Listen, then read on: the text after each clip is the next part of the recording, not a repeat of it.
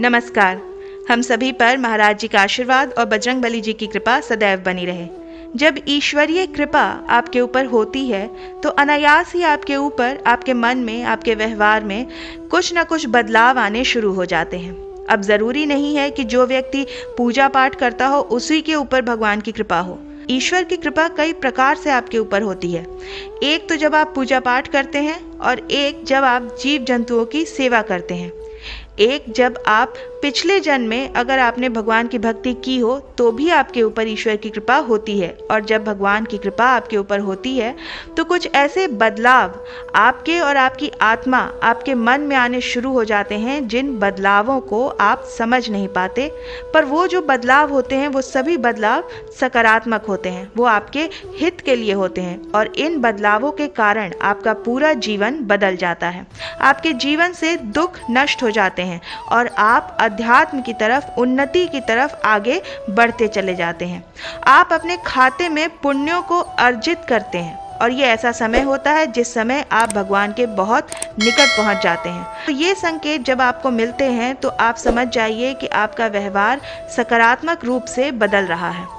तो आज मैं आपको बताने जा रही हूँ कि भगवान की कृपा के वो संकेत जो आपके व्यवहार को पूरी तरीके से बदल देते हैं। अगर आपको भी ये संकेत अपने जीवन में मिल रहे हैं तो आपको अगर ऐसा लगे कि आपका व्यवहार इस प्रकार बदल रहा है तो इसका मतलब है कि भगवान की कृपा आपके ऊपर है। इसका मतलब है भगवान आपके बहुत निकट हैं। इसका मतलब है कि वो चाहते हैं कि आप अध्यात्म की तरफ आगे बढ़ें। मैं आपको बता दूं कि बिना उनके आज्ञा के ना तो आप कुछ कर सकते हैं ना हम कुछ कर सकते हैं। कई लोग कहते हैं कि मैं भक्त हूँ, मैं सेवक हूँ, मैं ईश्वर के बहुत करीब हूँ, मैं बहुत पूजा पाठ करता हूँ। तो मैं आपको बता दूं कि ईश्वर खुद अपने सेवक को चुनते हैं। महाराज जी ने स्वयं ये बात कही है अपने मुख से कि तुम मेरे पास नहीं आए हो, मैं तुम्हारे पास आया हूँ। तो वो अपने भक्तों को स्वयं चुनते हैं। जब तक वो न चाहें, जब तक आप उनके निकट नहीं जा सकते, जब तक वो न चाहें आप भजन नहीं कर सकते, जब तक वो न चाहें तब तक आप उनके मंदिर नहीं जा सकते, जब तक वो न चाहें आप उनका नाम अपने मुख से ले नहीं सकते। तो ये उन्हीं की कृपा होती है जिस कृपा के बल पे आप अपने आप को ये कह पाते हैं कि मैं ये काम कर रहा हूँ। तो चलिए शुरू करते हैं आज का ये अंक। किस प्रकार आप ये जान सकते हैं क्या आपके ऊपर ईश्वरीय कृपा है। तो सबसे पहला जो संकेत होता है जो आपके व्यवहार को बदलता है, जो भगवान आपको देते हैं, वो होता है कि जब भगवान की कृपा आपके ऊपर होती है तो आपको पूजा पाठ से जुड़ी चीज़ें जो हैं वो बहुत अच्छी लगनी शुरू हो जाती हैं। भगवान से जुड़ी जो चीज़ें हैं वो अच्छी लगनी शुरू हो जाती है। जैसे आपको भजन सुनना, मंदिर जाना, हनुमान चालीसा का पाठ करना, कांवड़ लाने का आपका मन करना, नवरात्र में माता की चौकी लगाना या व्रत करना, इस प्रकार से आपके मन में भाव उत्पन्न होना शुरू हो जाता है और आपको भगवान से जुड़ी चीज़ें अच्छी लगनी शुरू हो जाती हैं। आप भगवत गीता पढ़ना शुरू कर देते हैं, शिव महापुराण पढ़ना शुरू कर देते हैं। तो ये सब बदलाव उनकी कृपा के ही कारण होता है आपके अंदर। दूसरा जो संकेत होता है ईश्वर की कृपा का वो होता है कि ईश्वर ने जब कृपा आपके ऊपर करनी होती है तो आपके मन में वो भाव उत्पन्न करते हैं उनके प्रति। जब आप उनकी मूर्ति को देखते हैं, जब आप उनकी तस्वीर को देखते हैं तो आपके आंखों से आंसू निकलने शुरू हो जाते हैं और आप सब कुछ भूल जाते हैं। सिर्फ उन्हीं को निहारने का आपका मन करता है। आपको ऐसा मन करता है मैं इन्हीं के चरणों में बस पड़ा रहूं, इन्हीं को देखता रहूं। तो भाव आपके अंदर उत्पन्न होने शुरू हो जाते हैं। तीसरा संकेत जो होता है वो होता है कि आपके मन में ईश्वरीय कृपा के कारण दया, करुणा, प्रेम, इस तरह के भाव उत्पन्न होने शुरू हो जाते हैं जिसके कारण आप किसी गरीब को नहीं देख पाते, आप किसी पीड़ित व्यक्ति को नहीं देख पाते, उसका दर्द नहीं देख पाते, किसी अपंग व्यक्ति को आप नहीं देख पाते। आप किसी भी प्रकार से, तन मन से, धन से, किसी भी प्रकार से आप उसकी मदद करने की कोशिश करते हैं। अगर एक ऐसा समय होता है, अगर आप खाना खा रहे हैं और कोई व्यक्ति या कोई जानवर आपके पास आ जाए तो आप अपना खाना उसको ले जाकर खिला देते हैं और आपको ऐसा करने से संतोष मिलता है, आपको आत्मिक शांति अनुभव होती है। तो ये जो लक्षण होते हैं ना, ये उन्हीं में होते हैं जिन पर ईश्वर की विशेष कृपा होती है। ये गुण भगवान की कृपा से ही उत्पन्न होते हैं आपके अंदर। चौथा संकेत होता है वो ये है कि सपने में आपको भगवान के दर्शन होने शुरू हो जाते हैं। बार बार आपको सपने में दर्शन होंगे। तो ये संकेत, जो सपने में दर्शन होने का जो संकेत है, ये बहुत ही महत्वपूर्ण होता है और ये संकेत उन्हीं को मिलता है जिनके ऊपर भगवान की विशेष कृपा होती है, जिन्हें भगवान अपने पास, अपने निकट बुलाना चाहते हैं। 5वां संकेत होता है कि ऐसा मन करता है आपको कि मैं पूजा करता रहूं। जब आप पूजा करते हैं तो आपको लगता है कि बस मैं पूजा करता रहूं, 2 घंटे 3 घंटे मैं बस करता रहूं, मेरे ऊपर समय की कोई पाबंदी ही ना हो और आपको इससे कोई फर्क ही नहीं पड़ता कि कितना समय हो गया हो। तो ये जो संकेत है, ये संकेत ईश्वरीय कृपा का ही संकेत है, जो बताता है कि आपके ऊपर भगवान की कृपा है और उनकी कृपा के कारण ही आपको ये संकेत मिल रहे हैं।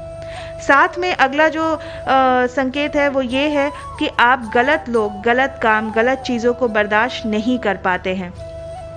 इस तरह के कामों को देखकर अब आपको नफरत होती है। जो व्यक्ति झूठ बोलते हैं, चुगली करते हैं, आप उनसे दूर ही रहना पसंद करते हैं। आपको अकेलापन, अपना खुद का ही समय अपने साथ ही अच्छा लगता है।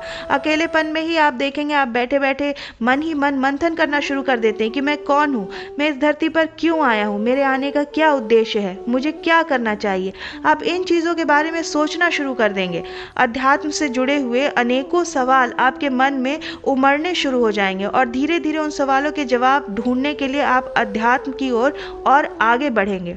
7वां जो संकेत होता है वो होता है ईश्वरीय कृपा का, कि आपको भजन कीर्तन सुनना अच्छा लगता है, बहुत अच्छा, और ऐसा मन करता है कि भजन सुनता रहूं, या फिर कोई कीर्तन है तो मैं बस कीर्तन गाता रहूं, उसे दिन भर मैं सुनूं, ऐसा आपका मन करने लगेगा। तो ये जो 7वां संकेत होता है ईश्वरीय कृपा का ही एक संकेत है, क्योंकि वो जो ध्वनि होती है, वो जो मधुर शब्द होते हैं, मधुर नाम होते हैं, वो आपके कानों में, आपके मन में, आपकी आत्मा में वो इतना बस चुका होता है कि जब आप वो सुनते हैं तो आपके रोंगटे खड़े हो जाते हैं। आपका जो मन है वो प्रफुल्लित होने लगता है, आपके मन में हर्षोल्लास के जो नगाड़े हैं वो बजने शुरू हो जाते हैं और आपका ऐसा मन करता है कि उनके नाम का स्मरण मैं करता रहूं। तो ये जो रसपान है, उनके नाम का जो रसपान है, आप उसका पान करना शुरू कर देते हैं। तो ये संकेत भी उनके ही ईश्वरीय कृपा का ही एक संकेत होता है। साथ ही 8वां संकेत होता है कि आपको बार बार पूजा करने का मन करता है। सुबह आपने पूजा की और उसके बाद आपको ये जल्दी होती है कि मैं दोपहर में भी पूजा करूं, शाम को भी पूजा करूं, कब शाम हो और मैं पूजा करने बैठूं, यानी कि आपको पूजा बार बार करने का मन करता है। तो ये संकेत ईश्वर की कृपा का ही संकेत होता है, जो बताता है कि भगवान के दर्शन यानी भगवान की कृपा आपको प्राप्त हो चुकी है। साथ ही 9वां संकेत होता है कि कोई विशेष वार, कोई विशेष दिन, जैसे भगवान शिव का सोमवार होता है, मंगलवार हनुमान जी का वार है, बुधवार भगवान गणेश जी का वार है, तो एक उनके जो विशेष वार जो आता है उस दिन आपका मन जो है वो अलग ही तरीके से आनंदित रहता है, आप अलग से ही खुश रहते हैं, मन हर्षोल्लास से भरा रहता है। आपको भी नहीं पता होता कि ऐसा क्यों हो रहा है, पर उनका जो विशेष दिन होता है उस दिन आप कुछ ज़्यादा ही आनंद में रहते हैं, आपका मन प्रसन्न रहता है। तो ये संकेत जो है ये बताता है कि आपके ऊपर आपके इष्ट की कृपा है। और जो 10वां संकेत होता है वो ये होता है कि आपको गुस्सा नहीं आता, चाह कर भी आप गुस्सा नहीं कर पाते। आपको पता नहीं क्या होता है कि आप चाह कर भी गुस्सा नहीं कर पाते हैं। उस गुस्से की आग को आप चाह कर भी बाहर नहीं निकाल पाते, क्योंकि ईश्वरीय कृपा ऐसी होती है कि आपको गुस्सा आता ही नहीं। गुस्सा उन्हीं व्यक्तियों को आता है जिन पर ईश्वर की कृपा नहीं होती है। कई बार ऐसा भी होता है कि गलत चीज़ों को आप बर्दाश्त नहीं कर पाते, आप उन्हें देख करके आप खुद ही लोगों से दूर हो जाते हैं, आप हार जाते हैं उन लोगों से, आप अपनी हार स्वयं मान लेते हैं, दूरियां बना लेते हैं। तो ये जो संकेत होती है ये ईश्वरीय कृपा का ही संकेत है। तो अगर आपको ये संकेत अपने जीवन में मिलते हैं तो इसका मतलब है कि भगवान की कृपा आपके ऊपर है, भगवान चाहते हैं कि आप आगे बढ़ें, अध्यात्म की तरफ आगे बढ़ें। तो इस कृपा को आप व्यर्थ ना जाने दें, भगवान के नाम पर आप सेवा और पूजा शुरू करें और आप अपने लक्ष्य को पाने की कोशिश करें कि आप इस दुनिया में क्यों आए हैं। जितना हो पाए आप समाज कल्याण की भावना रखते हुए समाज कल्याण करें, ताकि आप समाज कल्याण करके ईश्वर की कृपा को प्राप्त कर सकें। मुझे आशा है कि आज की ये जानकारी आपको अच्छी लगी होगी। आप अपनी प्रतिक्रिया हमें कमेंट सेक्शन में लिखकर ज़रूर बताइएगा। इस अंक को हम यहीं विराम देते हैं, मिलते हैं अगले अंक में। तब तक के लिए जय श्री राम, जय बाबा की।